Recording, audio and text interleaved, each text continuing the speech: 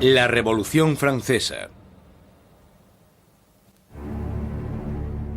1794. Prisión de Francis Conciergerie. Una fortaleza impenetrable a orillas del río Sena en París. Un lugar frío, húmedo e infestado de ratas, conocido como la antecámara de la muerte. En su interior, la voz de una joven nación está a punto de ser acallada. Con el pelo rapado y el cuello desnudo, Maximilien Robespierre está preparado para la cuchilla de la guillotina, para pagar el precio del desastre que dejó a su paso. La explosión de acontecimientos que constituyeron la Revolución Francesa. La Revolución Francesa es un momento extraordinario en el que la gente empieza a creer que puede rehacer casi toda la sociedad. No solo pueden cambiar la política, las instituciones, sino que a través de la acción política pueden cambiar también la propia naturaleza humana. La Revolución Francesa realmente constituye una encrucijada para el mundo moderno, porque todo empieza a tomar una dirección diferente. Nacida en plena era de la Ilustración, la Revolución fue testigo de cómo la tierra feudal le daba la espalda a la tradición aristócrata y trazaba un nuevo camino para el futuro. Hará temblar los cimientos de Europa y su impacto afectará al mundo entero. La Revolución Francesa es el acontecimiento más importante de la historia occidental. Hay avances como la Revolución Industrial, el capitalismo, pero en lo que se refiere a acontecimientos no se me ocurre ninguno más importante. Fue la revolución que más alteró las cosas, si consideramos que se deshizo de la Iglesia Católica, de la cristiandad, de la nobleza, del rey, de todo aquello que es tan fundamental antes del nacimiento del mundo moderno.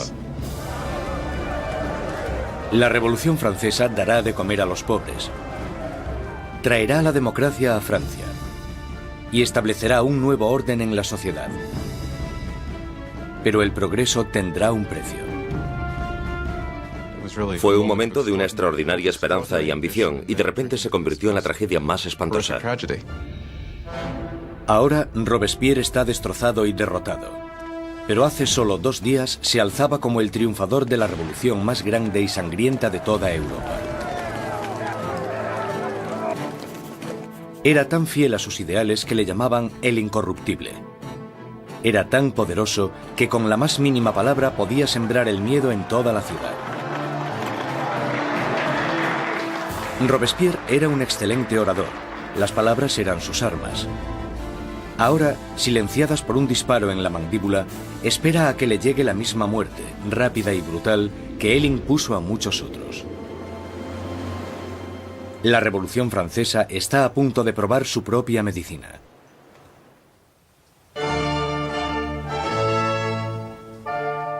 En la primavera de 1770, nadie hubiese podido prever los turbulentos acontecimientos que estaban a punto de suceder. El Palacio de Versalles se llena de distinguidos miembros de la corte real. Acabado en 1682, Versalles fue la obra maestra del rey Luis XIV. Para poner cierta distancia entre él y sus súbditos, Luis XIV se trasladó fuera de la capital de Francia, a un pequeño pueblo a 19 kilómetros al este de París, donde ordenó la construcción del palacio más grandioso de toda Europa. Durante casi 100 años ha sido la residencia de la hasta ahora inquebrantable monarquía de la nación. Y hoy es testigo de una boda muy importante.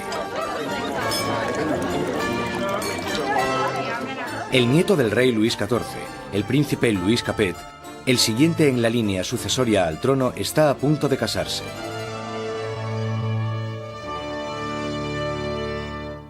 En su noche de bodas, con tan solo 15 años, Louis Capet es un chico tímido e indeciso, y posee pocas de las características propias de un futuro rey, y mucho menos de un marido. Luis era regordete, tímido, un quinceañero totalmente incompetente, con ningún tipo de distinción. La amante de Luis XVI, Madame Dubarry, le describía como un chico gordo y maleducado. Básicamente, era poca cosa. A Luis XVI le resultaba muy difícil tomar decisiones. Siempre la última persona con la que hablase podía hacerle cambiar de opinión. Estas no son las cualidades que tendría que tener un líder. El matrimonio de Luis es una unión política entre la familia real austríaca, los Habsburgos y su propia familia, los Borbones. La boda simboliza el fin de una antigua rivalidad y el principio del establecimiento de nuevos lazos regionales. La futura esposa llega a Francia. una inocente y guapa chiquilla de 14 años. María Antonieta. María Antonieta es archiduquesa de Austria. Es la hija pequeña de la emperatriz María Teresa. Llega a Francia como parte de un acuerdo matrimonial con el que se produce una alteración de las alianzas debido a que por primera vez en la historia Francia y Austria se convierten en aliados más que en enemigos. María Antonieta llega a Francia como un símbolo político, pero como a toda adolescente, no le interesan los asuntos políticos. María Antonieta llega a Versalles siendo muy joven. No sabía mucho del país en el que estaba, no conocía sus costumbres y a la corte.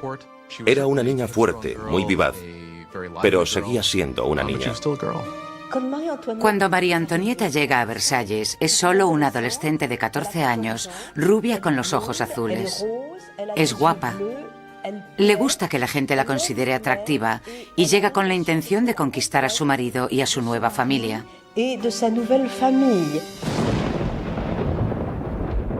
En la noche de bodas cae una tormenta que no hace presagiar nada bueno. Pero en el interior, el esplendor de la ceremonia ilumina el palacio mientras los recién casados se dirigen a su habitación real. En una ceremonia que simbólicamente asegura la concepción de un heredero, los cortesanos del rey presencian el momento en que la joven pareja se mete en la cama de matrimonio por primera vez. La gente está encantada y se crean grandes expectativas.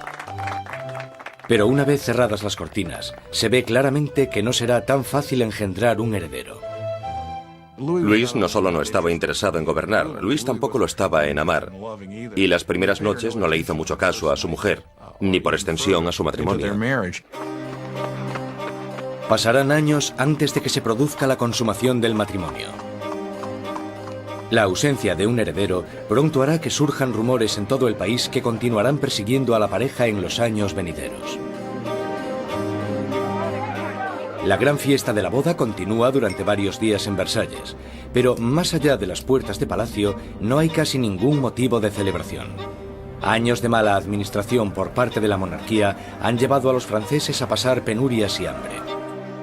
Casi una década antes, el rey Luis XV había perdido una guerra de 7 años, luchando contra Inglaterra por América del Norte. El desafortunado conflicto casi arruina a Francia, dejándola sin dinero y sin prestigio. Las arcas del Estado estaban casi vacías. Sin embargo, su población aumentaba día tras día. Con enfermedades como la peste totalmente erradicadas, pocos morían, pero muchos pasaban hambre. En el siglo XVIII, la población de Francia aumentó de 20 a 26 millones tras haber crecido solo 1 millón en los 2 siglos anteriores. Esto causó una gran tensión generalizada y un nerviosismo en la gente. 4 años después de la boda real, el abuelo del príncipe Luis pierde su última batalla, contra la viruela. Muere Luis XV, un rey derrotado e impopular, dejando atrás a un país al borde del caos. En una espléndida ceremonia, el joven príncipe Luis hereda el trono y es coronado como Luis XVI. A pesar de la grandeza de su coronación, Luis XVI es totalmente consciente de que no está en absoluto preparado para ejercer de rey. Cuando muere el abuelo de Luis XVI y queda claro quién heredará el trono, él les dice que no sabe qué tiene que hacer, que se siente como si el mundo se le hubiese caído encima. A pesar de haber tenido una educación enfocada a su futuro reinado, no se siente preparado. Con un reino en crisis, Luis XVI es el peor hombre para estar al mando.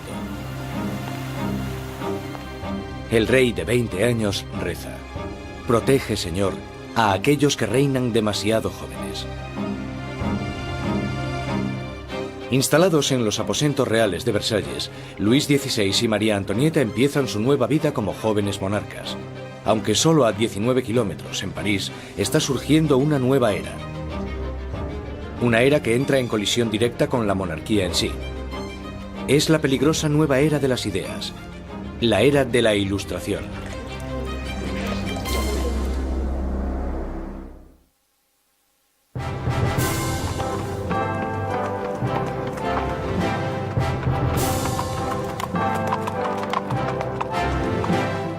Mientras el carruaje real se va acercando al prestigioso colegio Louis le Grand en París, la gente se aglomera para echar un vistazo a la realeza. Es el momento de darle la bienvenida a París al nuevo rey, Luis XVI, y a su joven esposa.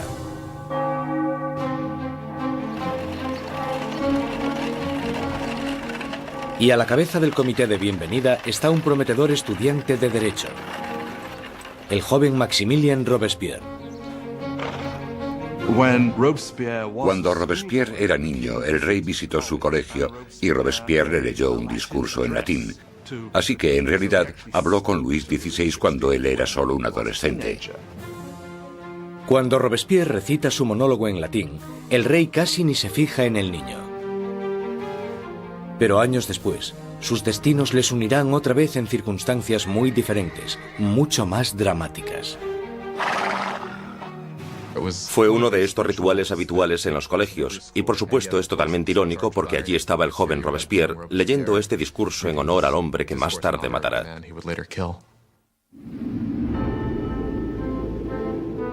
Por ahora, su acogida es cariñosa y sus halagos sinceros. La visita de los monarcas puede que ganase los corazones de la gente, pero sus mentes se están inclinando cada vez más hacia una dirección totalmente diferente. Desde la Edad Media, la sociedad europea se había dividido en tres clases distintas, establecidas en el nacimiento. Había una gran división entre la riqueza de la nobleza y el clero y la pobreza de los campesinos. Entonces, en pleno siglo XVIII, la razón y la ciencia empiezan a cuestionar esta tradición. Envuelto por una corriente de innovación y nueva literatura, París es ahora el centro filosófico del mundo. La ciudad es invadida por nuevas corrientes de conocimiento, se abren nuevas posibilidades. Es la era de la Ilustración. La Ilustración es un movimiento que lo que dice es que desconfíes de la autoridad, que desconfíes de todo lo que te hayan contado antes y que pienses por ti mismo, que lo compruebes tú mismo. En la Europa del antiguo régimen te decían lo que tenías que pensar. El clero y los gobernantes te daban la información. La idea de que una persona con algo de dinero pudiese acceder a través de la alfabetización al conocimiento humano de manera libre era revolucionaria. Surge una nueva élite por todo París. Los aristócratas se reúnen para hablar sobre los escritores de la Ilustración y la floreciente edad de la razón. Voltaire, Rousseau. Nuevas voces se alzan a favor de la libertad, del control del propio destino y, sobre todo, de la igualdad. La pasión por esta nueva literatura se desata sobre todo en las clases altas. Pero mientras las ideas de la Ilustración van adentrándose en otros estratos de la sociedad, la lucha por la igualdad empezará a amenazar el estilo de vida aristocrático. Es una amenaza porque acabarán cuestionándose por qué los aristócratas son los que tienen privilegios. Se preguntan por qué el mundo está dividido de esta manera. ¿No podemos cambiarlo para que sea un mundo mejor? ¿El progreso no es posible? Esto hará que vaya perdiendo fuerza la idea de que la monarquía, la aristocracia y la jerarquía son algo natural. Para ver aplicadas las ideas de la Ilustración, solo había que echar un vistazo al otro lado del Atlántico, donde los americanos luchaban por independizarse del antiguo enemigo de Francia, Inglaterra. El joven rey Luis quiere vengarse de las derrotas de su abuelo en la guerra y ve su oportunidad en la guerra de la independencia americana. Luis confía a la causa un total de 2.000 millones de libras, lo suficiente para alimentar y dar cobijo a 7 millones de ciudadanos franceses durante un año. La inversión marcará el inicio de un colapso económico en Francia. América lleva a Francia a la bancarrota porque para luchar en esta guerra, los franceses tienen que recaudar una enorme cantidad de dinero. Esto lleva a la monarquía francesa a endeudarse para poder luchar en la guerra de la independencia americana. Y es un elemento crucial en la situación financiera de la monarquía francesa. Mientras Luis XVI manda dinero y tropas al otro lado del Atlántico, María Antonieta se ocupa de generar sus propias deudas. La vida en Versalles es una interminable rutina de rituales arcaicos y formalismos. Hay ceremonias para cuando el rey y la reina se levantan, para cuando se visten, para cuando comen, para cuando se van a la cama. Para entretenerse en medio de la monotonía de estos rituales, María Antonieta preside extravagantes desfiles de moda. María estaba obsesionada con una moda ridícula, sobre todo con esos recogidos tipo torre de varios centímetros de altura y que llevaban horas y horas de elaboración y en los que metían todo tipo de ornamentos y frutas. A muchos les parecían una obscenidad. Acabaron representando todos los problemas de ella, de Versalles y a esa cultura. Aparte de esta moda extravagante, María Antonieta se entretiene con los cotilleos de la corte, haciendo apuestas y representando obras de teatro. Cuando empieza a acumular deudas, le ponen el nombre de Madame Déficit. A María le ponen el nombre de Madame Déficit, ya que el país está sumido en un caos económico, y ella sigue gastando en vestidos, joyas y zapatos como si nada. Ella era la Imelda Marcos de su época. De todas las deudas que tiene la reina, la más grande es la que tiene con su país. Un heredero a la corona. En los 7 años que llevan casados, Luis XVI y María Antonieta aún no han concebido un hijo. Ella se encuentra en una situación cada vez más humillante. El trabajo de la reina es darle un heredero varón al trono francés. Y en esa época la gente la criticaba y estaba desilusionada. Decían que el rey nunca se debería haber casado con esa archiduquesa austriaca, porque ahora ni siquiera podía darle un heredero al trono. María Antonieta se encuentra en una situación desesperada. El apetito de Luis por la comida es incuestionable, pero el sexual está claro que no entra dentro del menú. María Teresa, la madre de María Antonieta, se cuestionaba: si una mujer tan guapa como mi hija no puede hacerle funcionar, ¿qué es lo que pasa? Luis XVI y su joven esposa María Antonieta no fueron capaces de concebir un hijo durante 7 años, y esto deslucirá el principio de su reinado. De sobra era conocida su afición de cerrajero.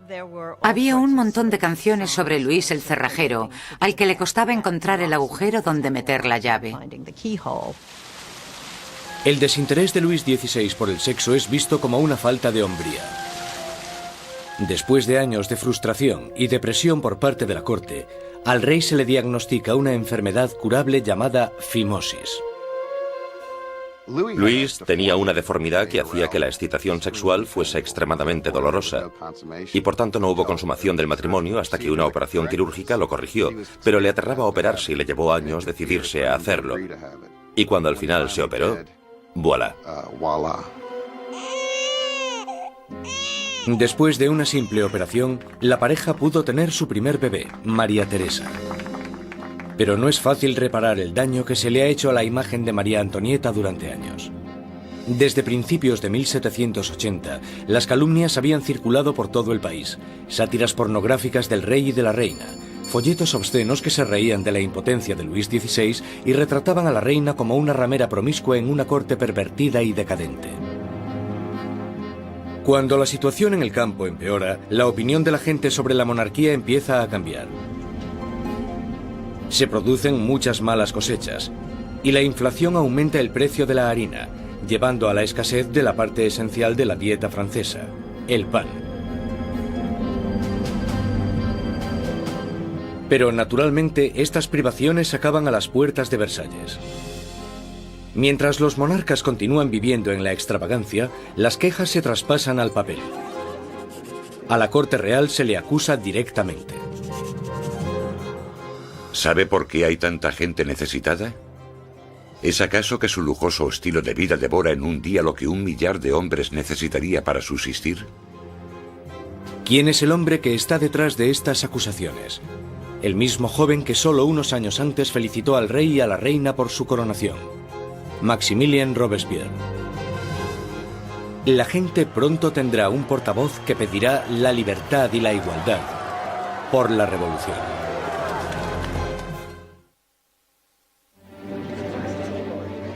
A finales del 1700, Versalles es un oasis de extravagancia, rodeado de una tierra desesperada. Y con un rey inseguro al mando, Francia está trazándose su camino al desastre. Después de 19 años de matrimonio, Luis tenía 4 hijos. Aún así, como rey sigue siendo impotente. En un intento por demostrar su liderazgo, Luis se mete a hacer reformas financieras. pero su equivocada manera de manejar las finanzas carga a los pobres con muchos impuestos, mientras la nobleza no paga casi nada. Con la economía por los suelos y la gente cada vez más inquieta, parece que incluso Dios está enfadado, golpeando a Francia con el invierno más frío de los últimos 90 años. Si alguna vez hubo intervención divina para empeorar la situación, seguro que fue en el verano de 1788 y la primavera de 1789. En el verano de 1788 había una creciente crisis política desarrollándose en un momento de seria escasez de comida. En 1788, para los franceses, la harina era la esencia de la vida. El pan, su medida de subsistencia. La mayoría de la gente en Francia comía casi 1 kilo de pan al día. El pan era esencial y su subida de precio la notó todo el mundo. Si el precio se doblaba, tenías problemas. Bajo la mala financiación de Luis XVI, el precio de la harina se disparó. Las escasas provisiones se estaban agotando y el precio de una rebanada de pan pronto igualó al sueldo de un mes. El hambre se convirtió en rabia. Surgen disturbios por toda Francia. Se atacan casas. Se roban panaderías. Y los panaderos, acusados de guardar pan, son linchados allí mismo.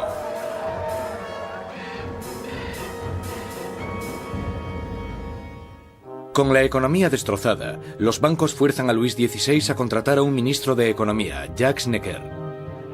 Necker, un pensador progresista, es popular entre la gente de una manera que Luis XVI solo puede envidiar.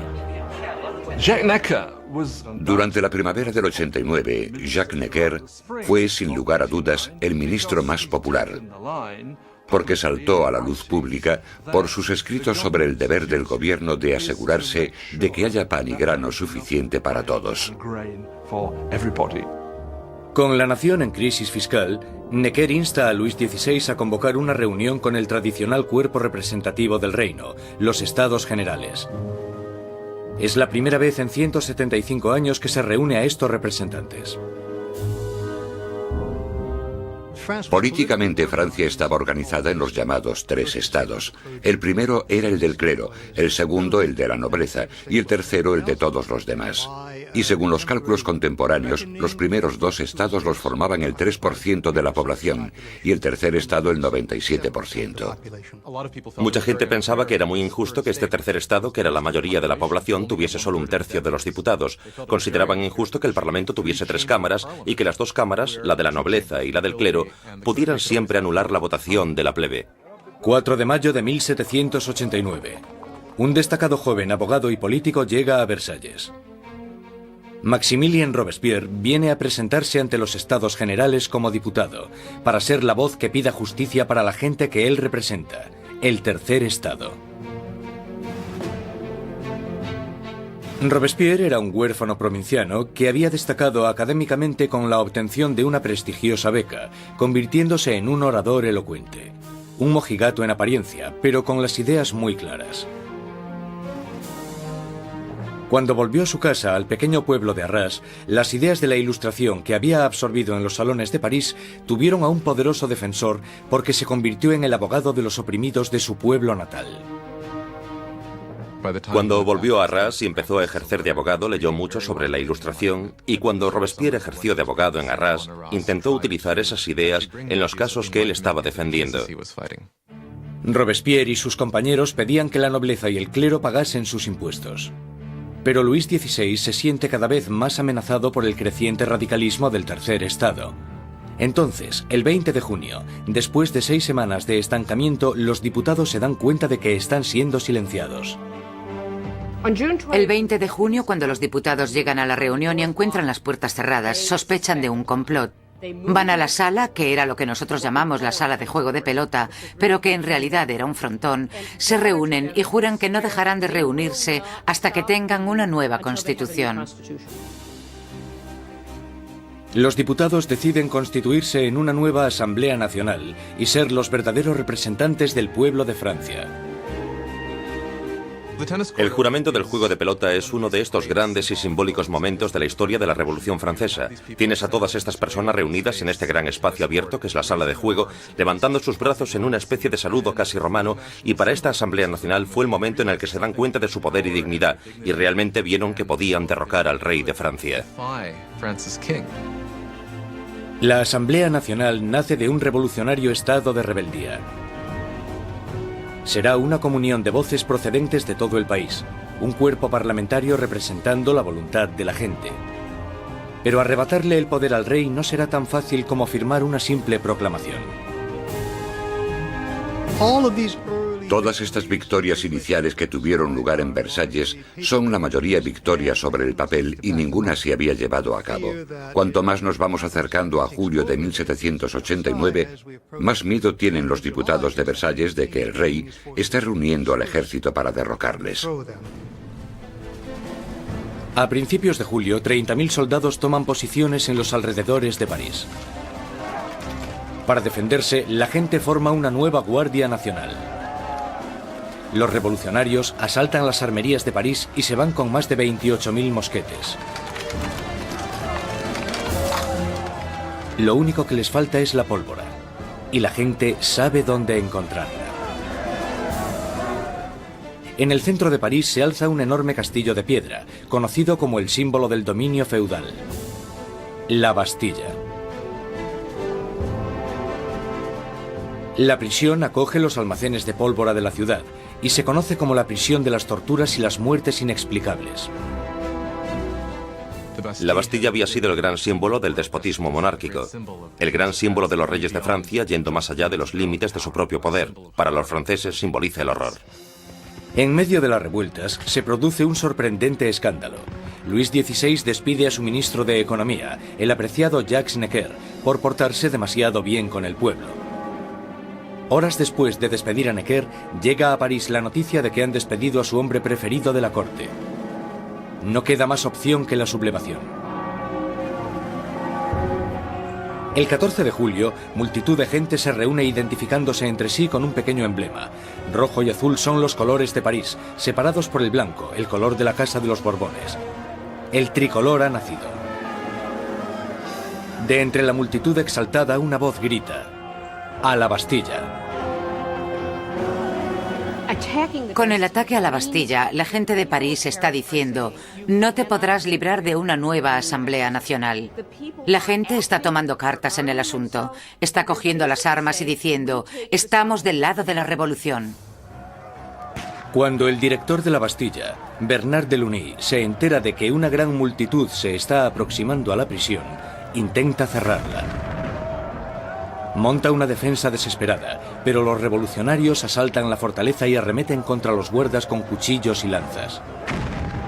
Finalmente, el director Delaunay se rinde, pero la multitud enfurecida le agarra arrastrándole por las calles, le abuchean, le dan patadas y le golpean hasta que grita: «¡Dejadme morir!». La multitud entusiasmada accede con mucho gusto a su petición. Le apuñalan, le disparan y nace una revolucionaria tradición. Su cabeza decapitada desfila por las calles clavada en una lanza. Los diputados de la Asamblea Nacional no condenan inmediatamente este acto de violencia. De hecho, lo aceptan. Y fue esta aceptación de la violencia política lo que, bajo el punto de vista de algunas personas, creó una forma de conducta que tendrá consecuencias catastróficas para el desarrollo de la revolución. Con el humo aún levantándose de la Bastilla, Luis XVI vuelve de su viaje de caza. Debajo de la fecha del 14 de julio de 1879 escribe: «Nada», refiriéndose a su desafortunada caza. Un asesor le interrumpe con las noticias de los disturbios y la caída de la Bastilla. Luis XVI le pregunta: ¿es una revuelta? «No, señor», responde. «Es una revolución».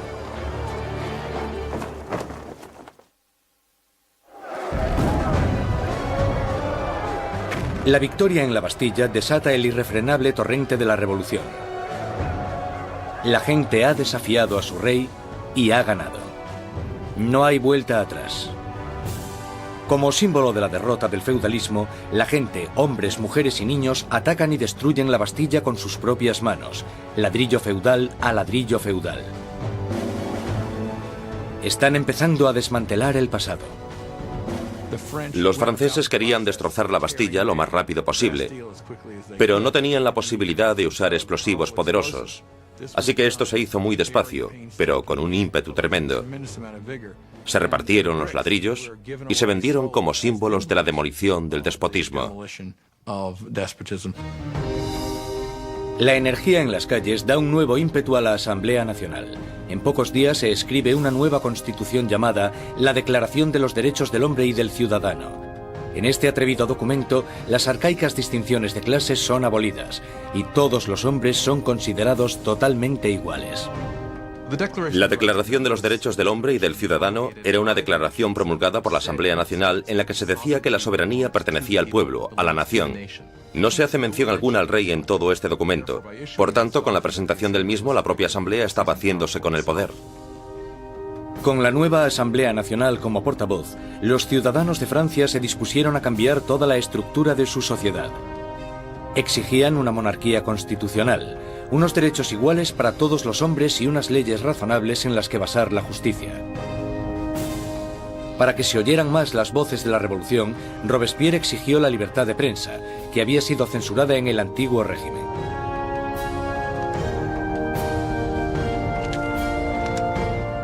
Como resultado, la prensa libre la encabeza l'Ami du Peuple, el amigo de la gente. Un periódico radical lleno de sermones sarcásticos y provocadores. Es la creación de un exmédico, Jean-Paul Marat. Después de un periodo de fracasos profesionales, Marat acabó viviendo en la pobreza y durante un tiempo encontró refugio en las alcantarillas de París. Allí fue donde contrajo una dolorosa enfermedad de la piel que le obliga a pasar largo tiempo dándose baños medicinales. Un Marat amargado y fracasado encuentra en la revolución la válvula de escape perfecta para su desgracia.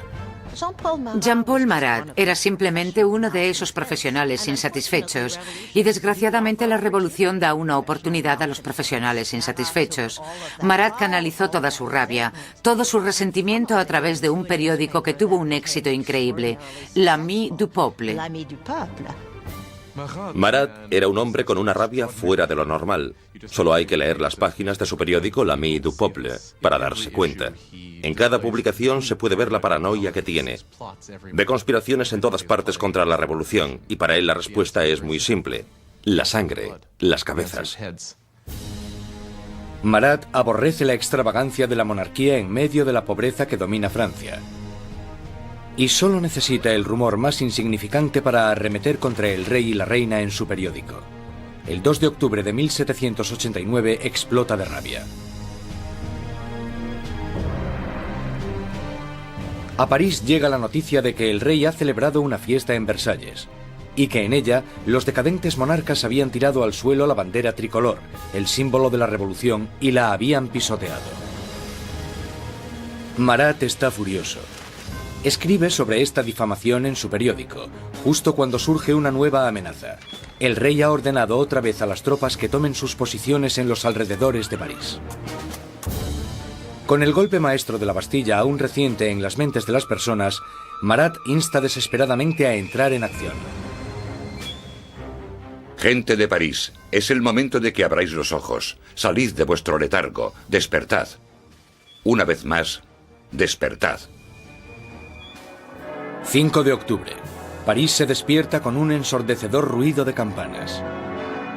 Las mujeres se reúnen cerca del ayuntamiento para protestar por la escasez de pan. Y, según la gente se va enterando de la ofensiva fiesta del rey, el miedo al acercamiento de las tropas reales se mezcla con la rabia. Pronto, miles de mujeres se dirigirán a Versalles, con lanzas y pistolas en sus manos. Las mujeres van a exponer sus quejas al rey. El núcleo de esta multitud estaba compuesto por las famosas poissardes, las temidas pescaderas de los mercados centrales, famosas por su complexión fuerte y su valentía. Iban equipadas con cuchillos enormes de escamar pescado y estaban muy fuertes para transportar cajas. Yo no me atrevería a meterme con ellas. Son mujeres de los barrios pobres que se ven afectadas por el aumento del precio del pan y la escasez de productos. De repente se dan cuenta de que tienen que hacer algo. Es bastante increíble que estas mujeres de a pie, que seguramente la mayoría no supieran ni escribir su nombre, de repente se convirtiesen en las protagonistas de un proceso histórico. En Palacio, la noticia de que había un grupo de mujeres acercándose llegó a oídos de la reina. Cuenta la leyenda que fue en este momento cuando María Antonieta dijo la famosa frase que en realidad nunca dijo. María Antonieta no dijo, dejadles comer tarta. Eso es un mito. Desgraciadamente a María Antonieta probablemente ni siquiera le importaron los pobres de su país el tiempo suficiente como para decir eso. Mientras las mujeres se reúnen fuera de las puertas, Luis XVI se da cuenta de que la revolución ya no puede ser ignorada. La tiene en la puerta de su casa. Acepta firmar la Declaración de los Derechos del Hombre y del Ciudadano, pero la multitud continúa aumentando durante la noche. Cuando llega la mañana, hay 20.000 personas acampadas fuera de Palacio Real. Para acabar con los signos de distancia entre el rey y sus súbditos, la multitud enfurecida pide que el rey y la reina se trasladen a París. Más indeciso que nunca, Luis XVI es demasiado débil para responder. Su indecisión desatará la furia entre la multitud y pondrá las vidas de la familia real en grave peligro. Al no conseguir conformidad inmediata con lo que ellas quieren, realmente parece que van a matar a la reina. Un grupo de mujeres entran en el palacio, pidiendo a gritos la sangre de la reina. Matan a los guardas, los decapitan y clavan sus cabezas en lanzas. Estaban como locas gritando por todo el palacio. Dadme sus entrañas, dadme su cabeza, yo quiero una pierna, yo quiero un brazo. Creo que estaban tan frenéticas que si la hubiesen encontrado probablemente la habrían descuartizado.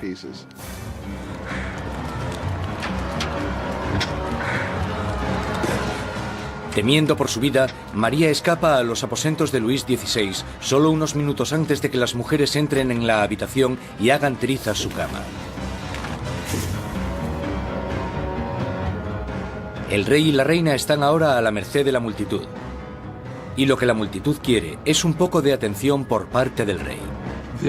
La única forma de que las mujeres se calmen es que la familia real acepte ir a París, porque creen que una vez que estén allí, entonces pueden obligarles a hacer lo que la gente de París quiera. 60.000 personas inician la marcha, llevándose de Versalles carros y carretas de harina de la despensa real. El carruaje real es escoltado todo el camino hasta París. El rey y la reina son obligados a ir a París, con las cabezas de los guardas que habían sido masacrados en el castillo. Les habían cortado las cabezas. Es realmente un acto de violencia extrema. Las cabezas se reconstruyen con maquillaje y desfilan delante del carruaje del rey y la reina. El rey y la reina hacen del Palacio de las Tullerías su nuevo hogar. Nunca volverán a ver Versalles. Una vez que la familia real se traslada a París, se convierten en prisioneros de París. Ellos lo saben y todos lo saben. Tienen grandes limitaciones de lo que pueden hacer. Son los prisioneros de la capital, de eso no hay duda. Abandonan Versalles y la asamblea se traslada a París. El poder está ahora en manos de la gente. Francia tendrá una nueva democracia, unas nuevas leyes y una nueva e inolvidable forma de justicia hará su debut en el Estado revolucionario. La guillotina.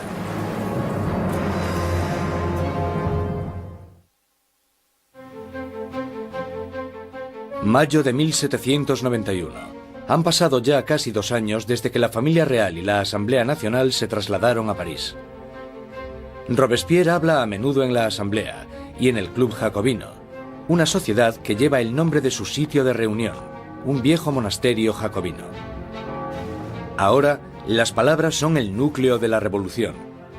y Robespierre sigue con su moral inquebrantable. Su verdadero norte es siempre la gente. Pronto le apodarán el incorruptible. Francia es ahora una monarquía constitucional. El rey está obligado a compartir su poder con los revolucionarios en la Asamblea. Pero parece que su ración de poder se va haciendo cada vez más pequeña, y es obligado a firmar ley tras ley, disminuyendo su propio poder y el del otro régimen feudal, la Iglesia Católica. Luis decide que ha llegado el momento de escaparse de los confines de la nueva república y montar una campaña para reclamar su reinado. En 1791, Luis XVI decide que necesita volver a obtener el control de su país. Y sabe que solo puede hacer eso con la ayuda de un ejército extranjero. Así que su idea es dejar el Palacio de las Tullerías y avanzar hacia la frontera más cercana. 21 de junio de 1791. El rey y la reina se disfrazan de criados y, protegidos por la oscuridad, se escapan de París. Inician una carrera hacia la libertad. Pasada la medianoche, llegan al pequeño pueblo de Varennes, 160 kilómetros al este de París. Están cerca de la frontera con Austria. La salvación solo a unos pocos kilómetros de distancia, pero su intento de fuga no irá más allá.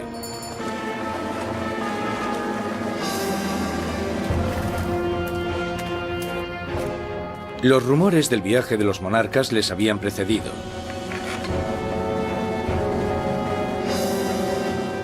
Un oficial del pueblo para el carruaje y les pide los pasaportes.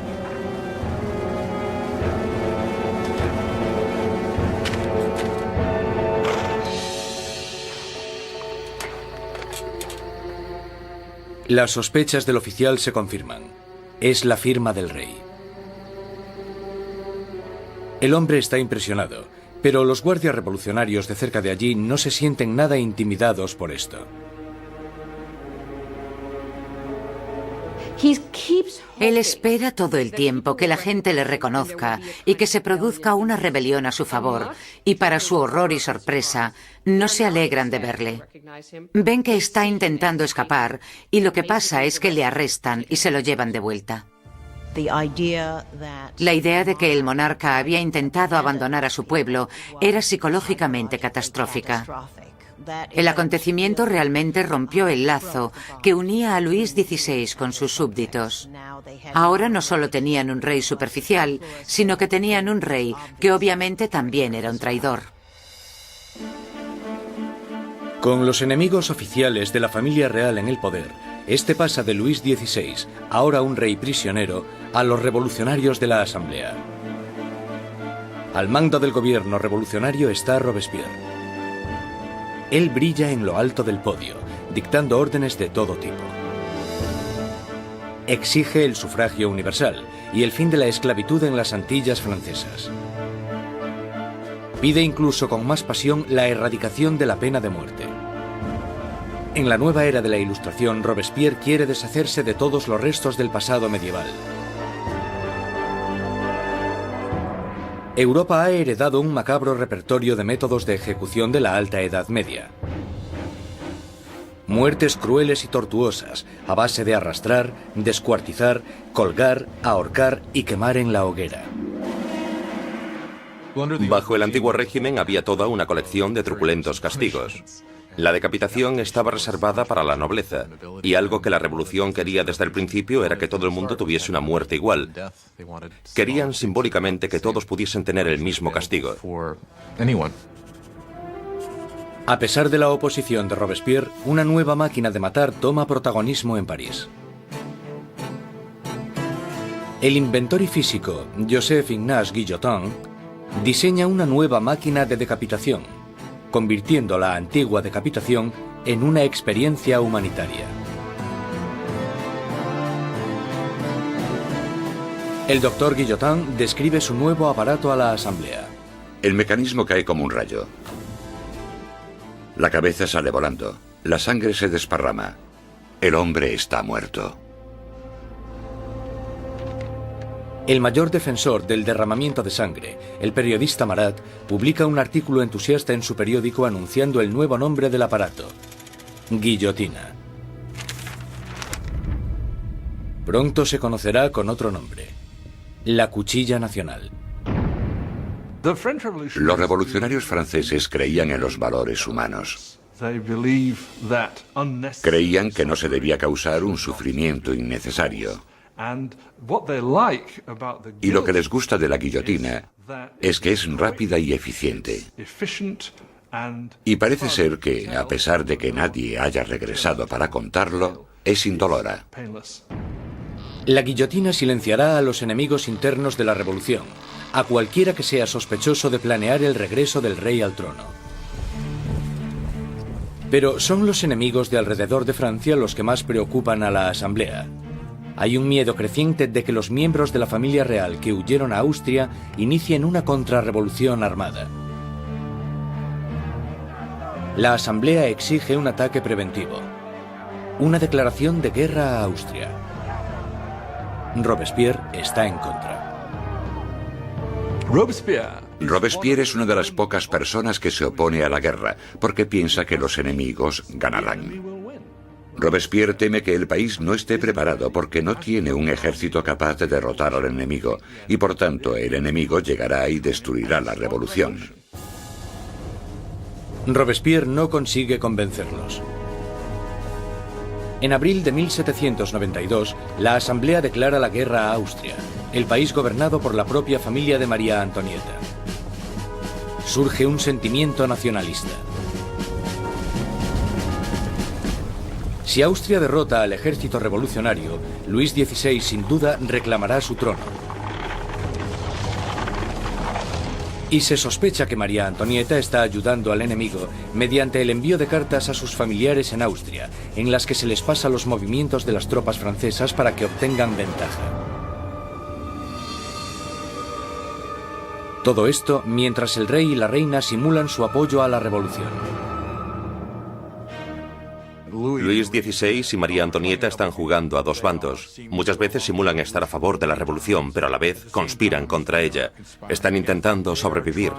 Se podría entender como que son supervivientes, pero bajo el punto de vista revolucionario, son unos mentirosos.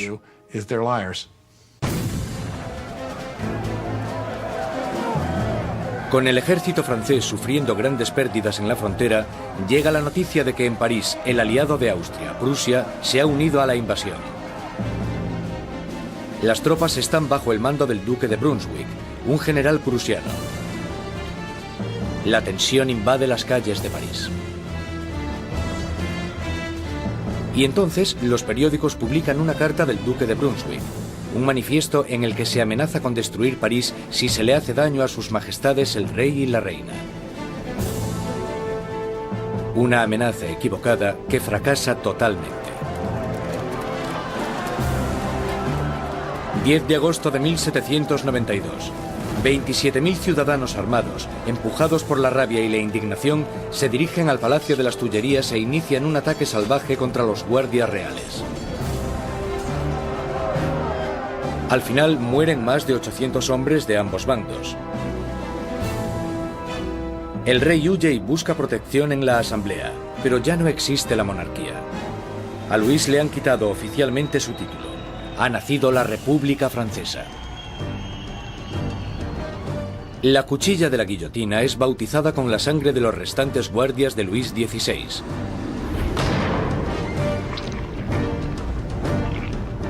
Y Robespierre, en su día un incondicional opositor de la pena de muerte, ha cambiado de opinión.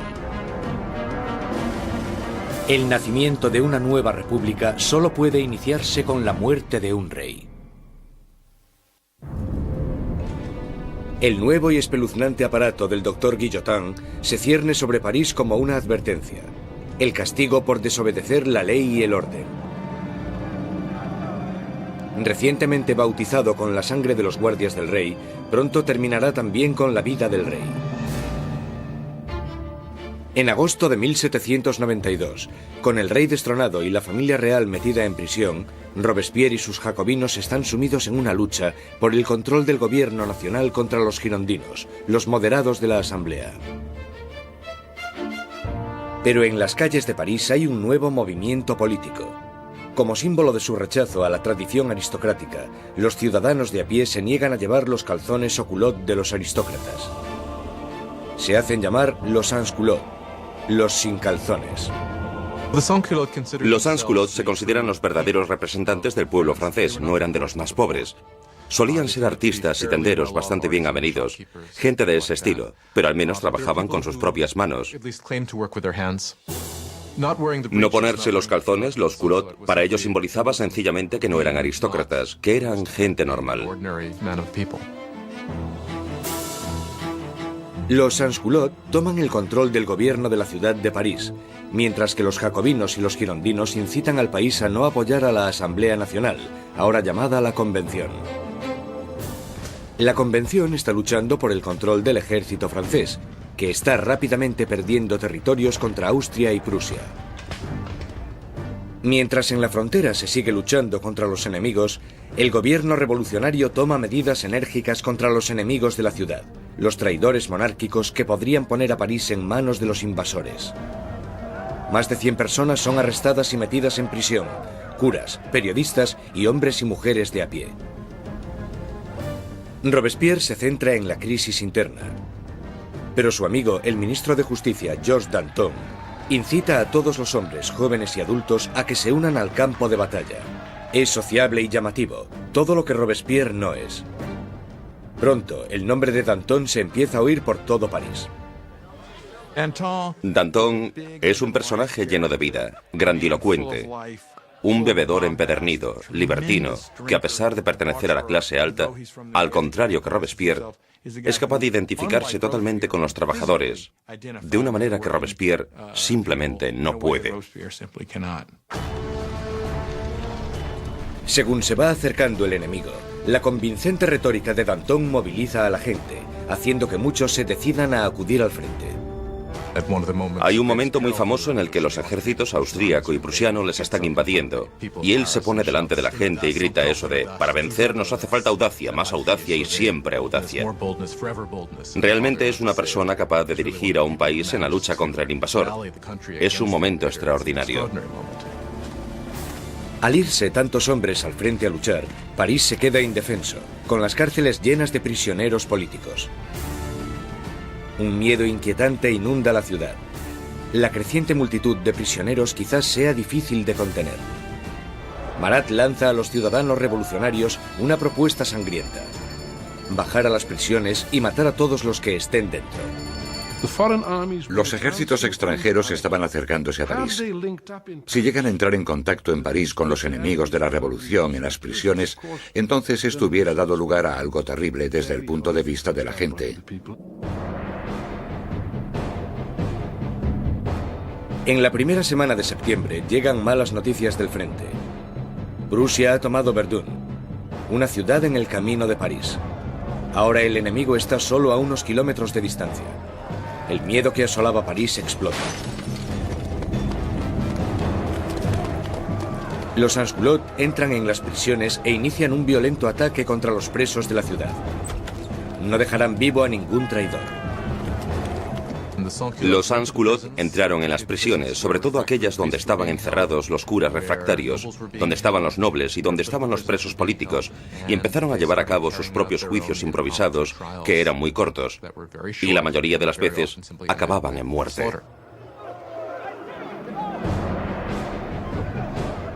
Las mujeres son violadas o mutiladas, los curas son destripados, los aristócratas descuartizados.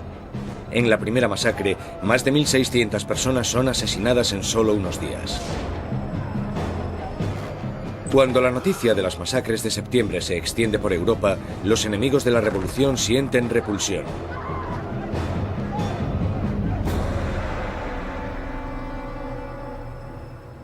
Al otro lado del Canal de la Mancha, el London Times publica su repugna. ¿Son estos los derechos de los hombres? ¿Es esta la libertad de la naturaleza humana? Los tiranos más salvajes que vagan a cuatro patas por los territorios inexplorados de África son incluso superiores a estos animales parisinos de dos patas. La revolución ha tomado un rumbo intolerable. Incluso Robespierre se da cuenta de que las cosas han ido demasiado lejos. que la gente no puede dirigir sola la revolución. Necesitan a alguien que les guíe. Una mano de hierro. Gracias al poder de sus palabras, el incorruptible salta a la palestra como el hombre que puede guiar a la revolución. Robespierre, que anteriormente había apoyado la monarquía constitucional, ahora cree que ya no hay sitio para un rey. Se toma una decisión trascendental. Francia llevará a juicio a su propio monarca.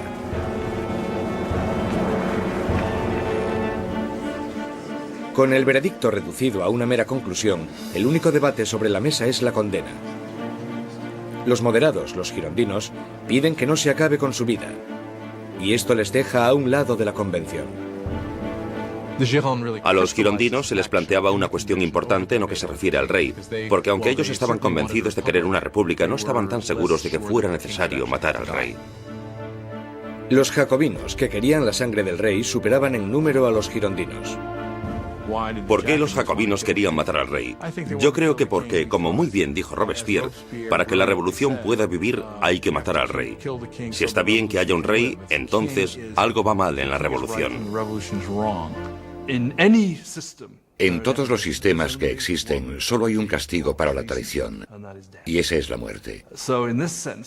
Por tanto, en ese sentido, si el rey es culpable de traicionar a su país en tiempos de guerra, entonces la conclusión es que debe sufrir la muerte de un traidor.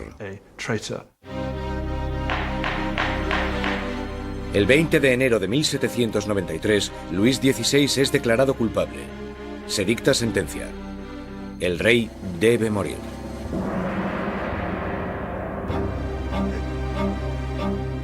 Esa noche se reúne durante un rato con su familia. Él está calmado y entre los llantos de sus familiares les promete que volverá a la mañana siguiente para despedirse definitivamente. Pero no lo hace. No puede soportar la angustia de su familia y debe guardar fuerzas para afrontar la guillotina.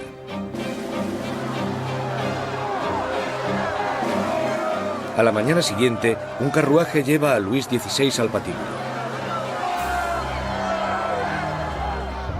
Estoicamente camina hacia la guillotina.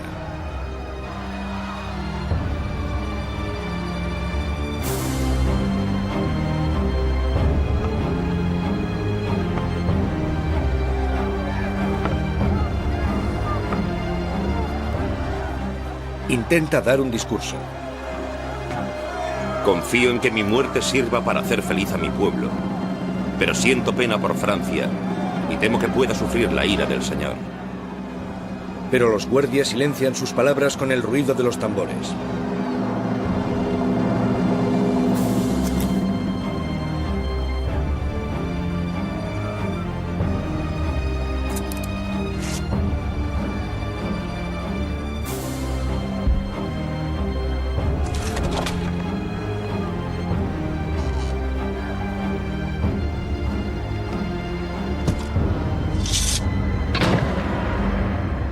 A las 10:22 de la mañana se acaba con la vida del hombre que fue rey de Francia.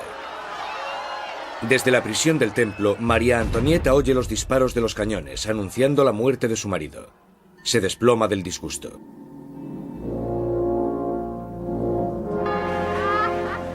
La sangre del rey es derramada. La revolución victoriosa. Pero los enemigos de la revolución pronto reclamarán su propia victoria. ¿Su objetivo? El hombre que está pidiendo que rueden tantas cabezas. Jean-Paul Marat.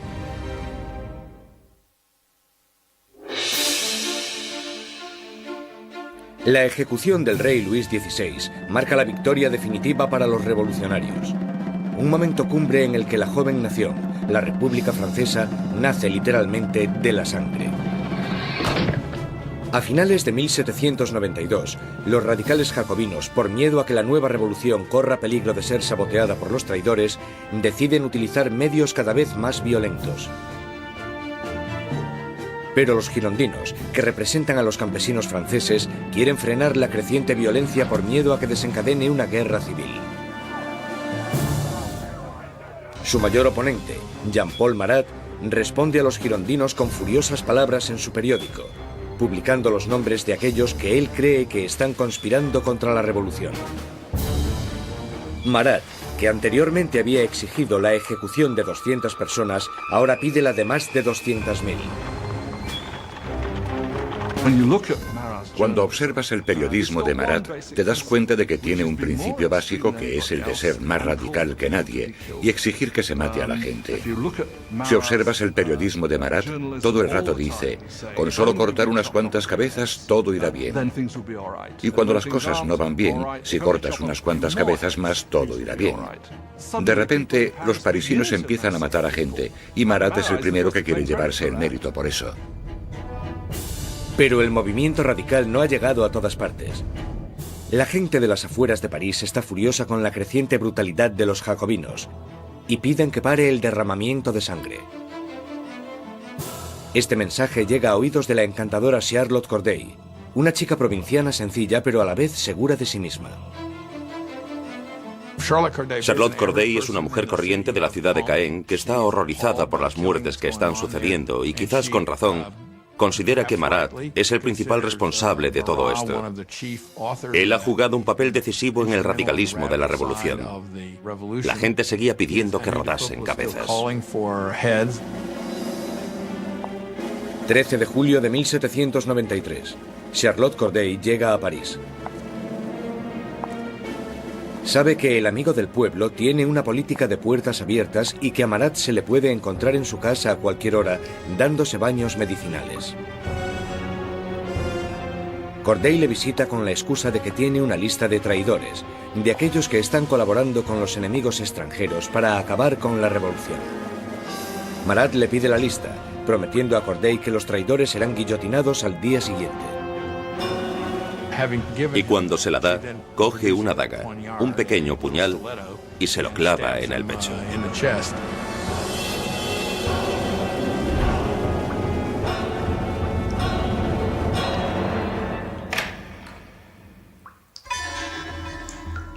El llamado amigo del pueblo muere en el acto.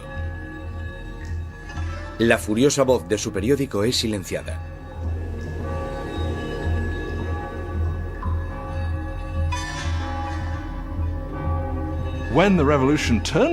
Cuando la revolución se convierte en un baño de sangre, es muy fácil echarle la culpa a él y por supuesto eso fue lo que hicieron los que le odiaban o le temían.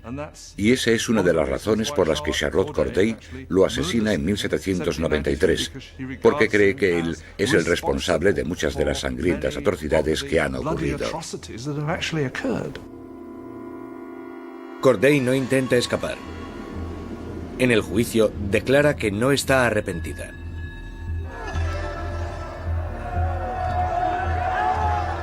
¿Qué esperaba conseguir asesinando a Marat? La paz. Ahora que está muerto, volverá la paz a mi país. Charlotte Corday es rápidamente ejecutada y su sueño de paz muere con ella. Ha matado a Marat el hombre, pero ha creado a Marat la leyenda, y su famosa muerte es retratada por un pintor revolucionario, Jacques-Louis David. Se convirtió en un mártir. Se convirtió en algo casi como una figura religiosa. Había gente que incluso le rezaba, decían corazón de Jesús, corazón de Marat. En su funeral llegaron a hacer cosas como coger el baño donde le habían matado y ponerlo en el altar casi como si fuera una especie de crucifijo. Si te fijas en el cuadro de David de la muerte de Marat, el cuerpo de Marat está colocado exactamente igual que el cuerpo de Jesús en las representaciones clásicas de la piedad, el descenso de la cruz. Así que, claramente, se está asociando a Marat con Cristo. Y Marat representa una nueva especie de Dios en la República Radical. Robespierre está celoso de la adoración por Marat, pero él, siempre tan pragmático, dirige su atención a los asuntos más urgentes. Porque aunque Marat haya muerto, sigue habiendo otros que quieren que se derrame sangre. Sangre real. La Conciergerie, la oscura antecámara de la muerte. 8 meses después de la ejecución de su marido y apenas unos días después de la ejecución de Charlotte Corday, encierran aquí a María Antonieta en una horrible celda totalmente sola. Una de las cosas más terribles que le suceden a María Antonieta es que después de la ejecución de Luis XVI, le quitan a sus hijos. Sus hijos eran lo más importante para ella y sabía que los revolucionarios someterían a su hijo a terribles torturas para que se olvidase de sus orígenes reales. Y parece que ella estaba en lo cierto. En tan solo un par de años, su hijo murió por causa del terrible abandono y las torturas a las que era sometido.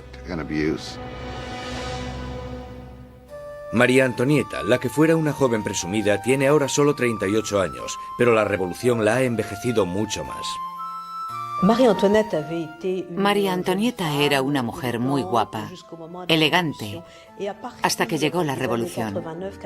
A partir de 1788 empezó a adelgazar. El pelo se le llenó de canas, dejó de ser coqueta y de ponerse guapa. Adelgazó muchísimo. El día del juicio estaba irreconocible. El 15 de octubre se celebra el juicio de María Antonieta y es acusada de traición y de dilapidar los fondos nacionales.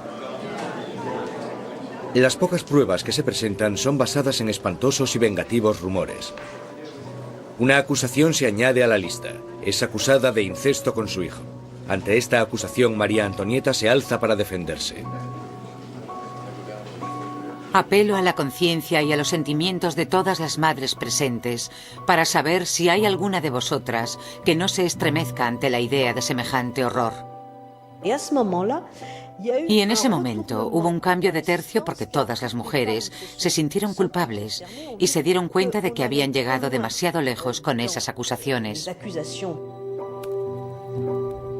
María Antonieta tiene esperanzas de que, en un momento de compasión pública, la deporten a Austria, pero sus esperanzas se echan por tierra cuando se entrega la sentencia. Correrá el mismo destino que su marido. María Antonieta estaba en cierto sentido condenada desde el principio. Era el símbolo de la alianza austríaca que había demostrado ser desastrosa para Francia. Ella era, junto con su marido, el hazmerreír de la gente debido al aparente fracaso sexual de su matrimonio. Y ella era un símbolo de la cultura monárquica en una época en la que la propia cultura monárquica era vista como algo totalmente corrupto y perjudicial para el país. Así que por todas estas razones era odiada como ninguna otra reina había sido odiada jamás. Era vilipendiada e injuriada. Desde su celda, María Antonieta escribe una última carta despidiéndose de sus hijos y de su familia, prometiendo ser valiente. Le cortan su pelo blanco y largo para prepararle para la guillotina.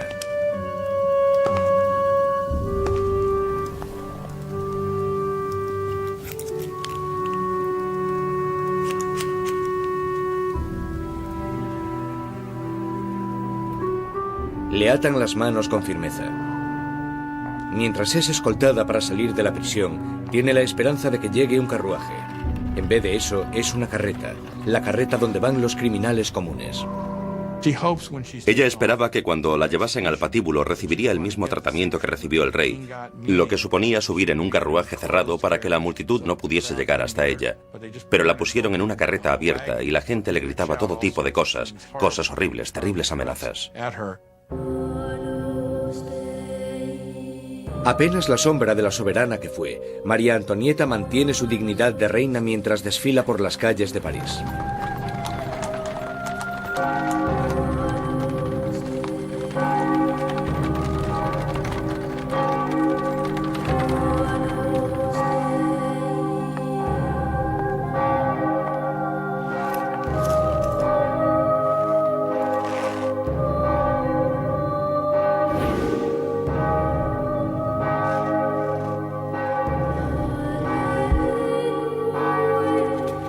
Su nombre y las acusaciones contra ella se leen en voz alta.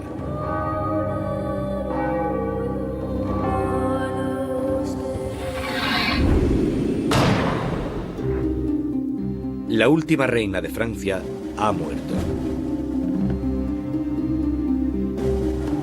Varios días después, tras incontables ejecuciones, un miembro de la Convención Nacional comenta lo absurdas que son estas masacres, y sus aliados, uno detrás de otro, son guillotinados. Él dijo, la revolución es como Saturno, devora a sus propios hijos. Danton le contesta, las revoluciones, amigo mío, no son un camino de rosas. El derramamiento de sangre solo acaba de empezar.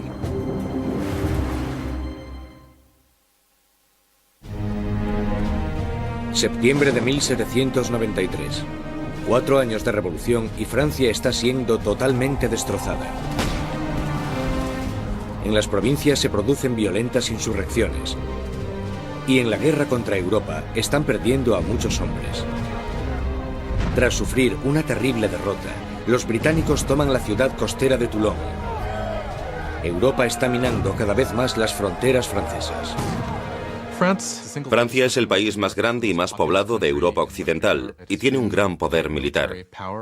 Y claro, cuando empezó la revolución, un montón de sus tradicionales enemigos y también un montón de sus tradicionales aliados pensaron, sí, esta es nuestra oportunidad, no para hacerse con algún territorio de Francia, sino para enriquecerse a su costa y debilitarla, para siempre. Francia está aislada de toda Europa. Gran Bretaña la está bloqueando y Austria y Prusia están atacándola e invadiéndola. La gente de París tiene miedo de que la victoria de la contrarrevolución dé lugar a un baño de sangre. Danton y Robespierre, los mejores oradores de la convención, se dan cuenta de que para poder salvar la revolución tienen que atacar. Convencen a sus compañeros para establecer una nueva y amenazadora ley marcial. Es hora de que todos los franceses disfruten de una igualdad sagrada. Es el momento de imponer esta igualdad mediante leyes que hagan justicia contra los traidores y conspiradores. Haced que el terror esté a la orden del día. Esto inicia un nuevo capítulo en la revolución. Un periodo de represión violenta llamado el terror. En un increíble cambio de tercio, los revolucionarios suspenden la nueva constitución y todos los derechos que garantizaba. Se colocan policías de paisano por todo el país. Cualquier persona sospechosa de realizar actividades contrarrevolucionarias es perseguida, sometida a un juicio rápido y mandada a la guillotina. El reino del terror fue concebido como un gobierno de emergencia. Lo que ellos entendían como terror se basaba en sembrar el terror en los corazones de los enemigos de la República. Por lo tanto, digamos que o estaban muertos de miedo o eran arrestados y liquidados.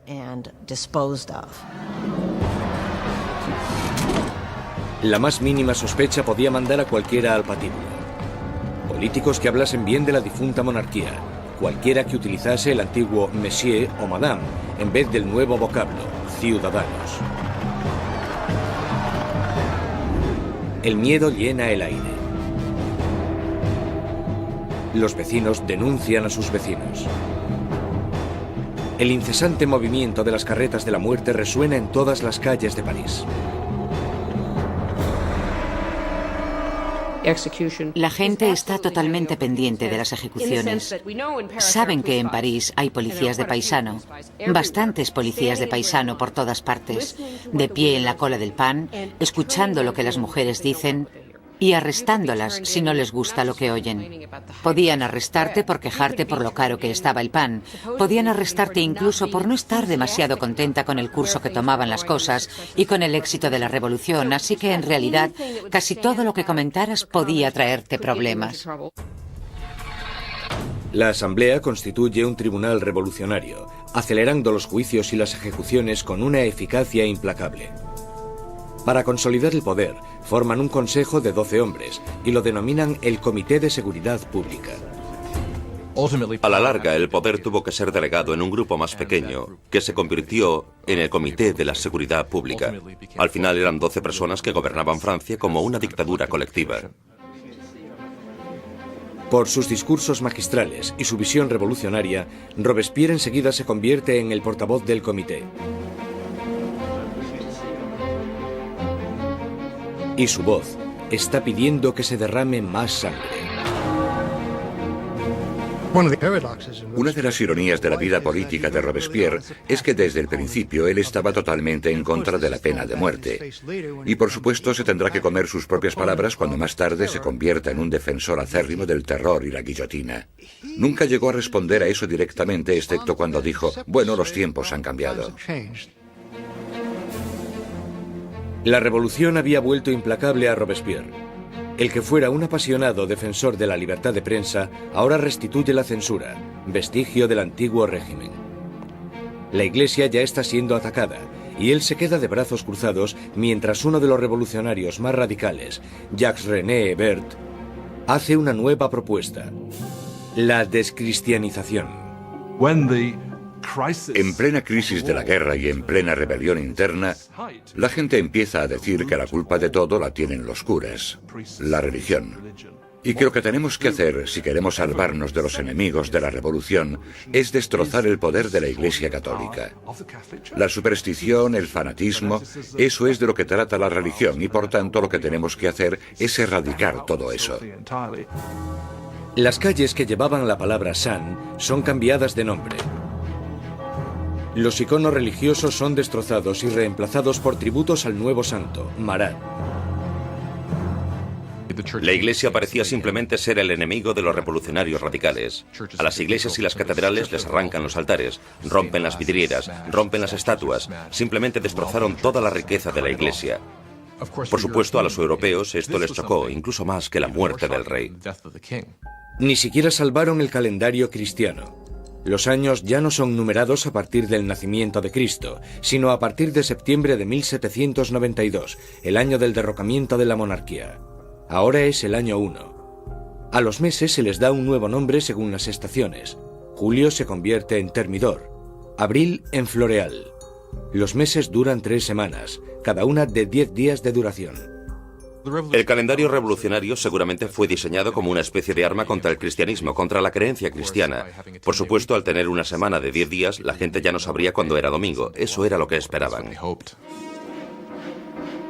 El terror se extiende por toda Francia. Se condenan las insurrecciones con una sanguinaria e implacable crueldad. En la ciudad de Lyon, donde los contrarrevolucionarios están ganando terreno, el Comité de Seguridad Pública sienta un ejemplo brutal. Cientos de rebeldes son atados, llevados a campos y acribillados en masa.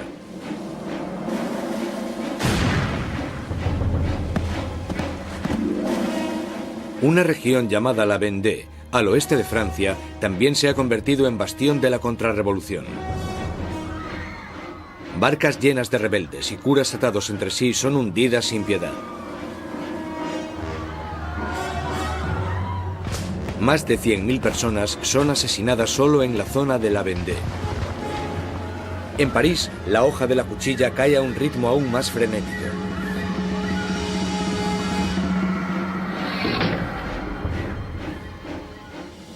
Pero los ejércitos franceses están finalmente obteniendo victorias en la frontera.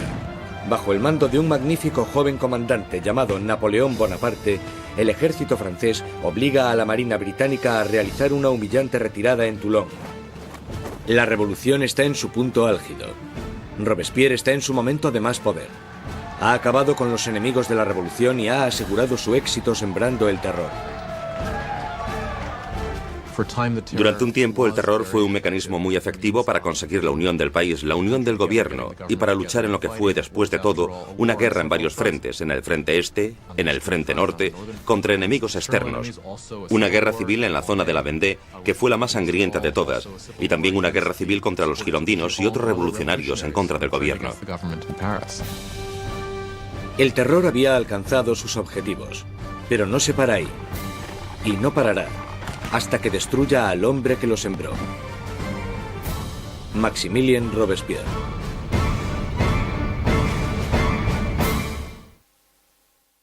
Con la sangre del terror, Maximilien Robespierre ha rescatado a la revolución.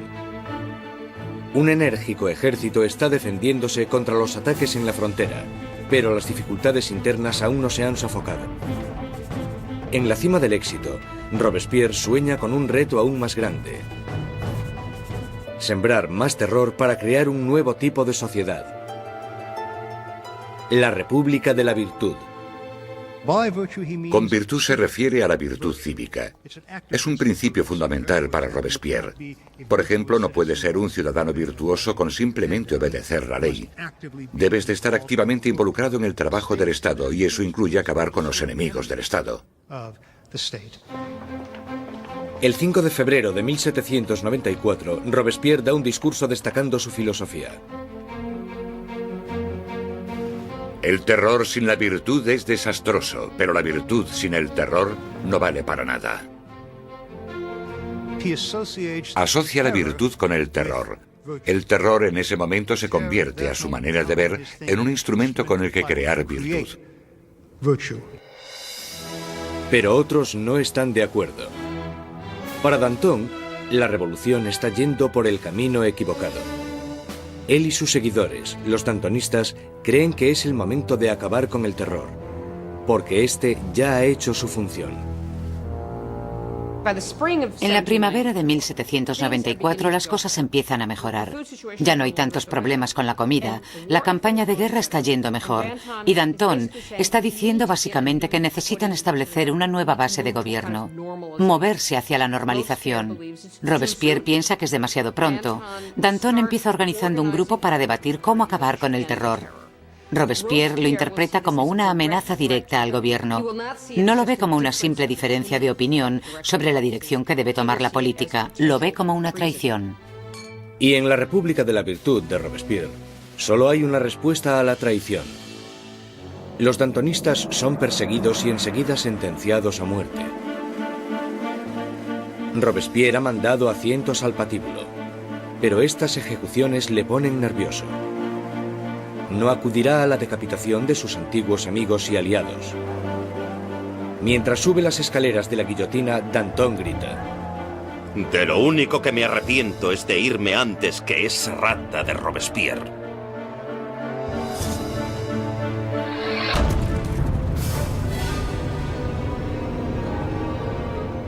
Con los dantonistas fuera de su camino, Robespierre inicia en Francia un período aún más sangriento y terrorífico.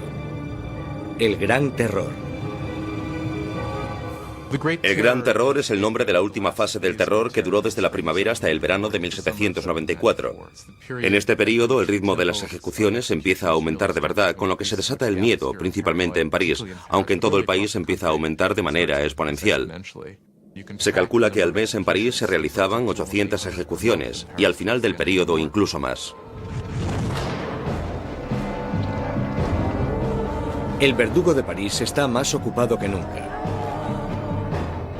Pero el 6 de junio de 1794, las carretas de la muerte dejan de sonar. La guillotina permanece silenciosa. Robespierre ha declarado un nuevo día de fiesta religiosa, el Festival del Ser Supremo. Quiere reemplazar al viejo dios católico por uno nuevo, la diosa de la razón. Dicen que Robespierre nunca apoyó las políticas ateas. Él pensaba que la gente necesitaba creer en una divinidad y ayudó a introducir este culto que se llamaba el culto al Ser Supremo. Y creo que fue en junio de 1794 cuando se colocó este increíble escenario con coros de gente vestida de blanco cantando y se construyó esta especie de montaña de papel maché en el centro de París.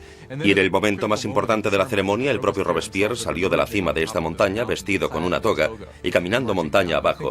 Y creo que en ese momento un montón de gente pensó: vale, ¿quién se cree que es? ¿Acaso se cree que es Dios? ¿Acaso se cree que es el rey? Mientras el Gran Terror se descontrola, los aliados de Robespierre se dan cuenta de que ha perdido totalmente el contacto con la realidad. Hay algunos que piensan que Robespierre realmente había llegado a un punto tan extremo e irracional que ya no había vuelta atrás. Unos creen que su fanatismo le ha superado y otros que simplemente se ha vuelto loco. Una vez más, Robespierre centra sus sospechas en aquellos que están cerca de él. El 27 de junio, ahora el 9 de Thermidor, aparece en la convención y da un discurso lleno de amenazas. Será el último discurso que dará.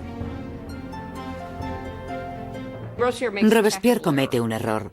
Anuncia que tiene una nueva lista de enemigos de la República, pero no quiere darla. Todo el mundo teme estar en ella. Y cuando al día siguiente decide hacerla pública, le arrestan antes de hablar. Un improvisado coro de voces grita a Robespierre. Él les mira en silencio. Los diputados le acusan de rebeldía e inmediatamente le retiran de la convención. Robespierre y varios de sus aliados son llevados al ayuntamiento, donde permanecen vigilados durante la noche. Por la mañana temprano se oyen disparos y los guardias corren al segundo piso. Abren las puertas y se encuentran con una escena espeluznante. Uno de los aliados de Robespierre se ha tirado por una ventana. Otro se ha pegado un tiro en la cabeza. Y a Robespierre lo encuentran semi-inconsciente, con una herida de bala en la cara y la mandíbula destrozada por un supuesto intento de suicidio. Robespierre pasa sus últimas horas de vida en la mesa del Comité de Seguridad Pública, en la misma sala desde donde había conducido el terror hasta su espantoso y sangriento final. Mientras es ridiculizado e insultado por sus antiguos aliados, Robespierre es incapaz de responder. El gran maestro de la oratoria ha sido acallado. En la Conciergerie, donde la última reina de Francia le había precedido, Robespierre se prepara para la hoja de la cuchilla nacional. Su compañero de celda, el revolucionario Saint-Just, le señala un dibujo de los derechos de los hombres y el ciudadano, y declara: por lo menos hicimos eso. Robespierre encabezó la revolución y cambió la estructura de Francia. Estableció un nuevo orden de sociedad e instauró un sistema sangriento y tiránico para asegurarse el éxito. Pero estaba destinado a ser una de las últimas víctimas de este sistema. Resulta que la gente quiere realmente acabar con el terror, pero nadie sabe cómo hacerlo. Lo único que puede acabar con el terror, y parece que en eso todos están de acuerdo, es la caída de Robespierre.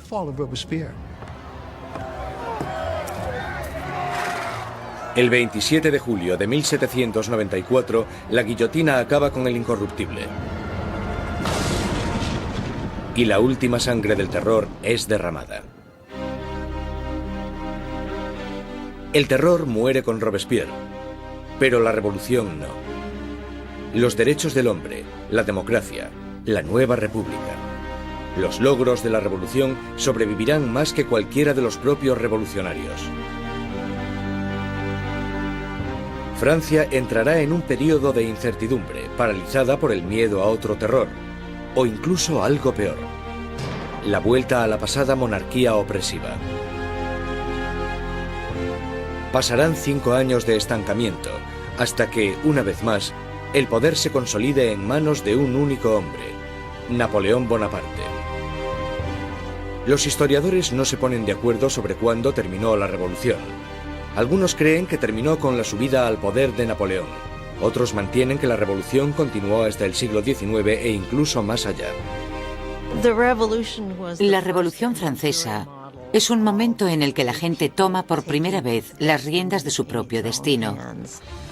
La idea de que los súbditos de la monarquía más antigua, más prestigiosa y más poderosa de Europa pudiesen reescribir su historia fue algo que tuvo una resonancia increíble.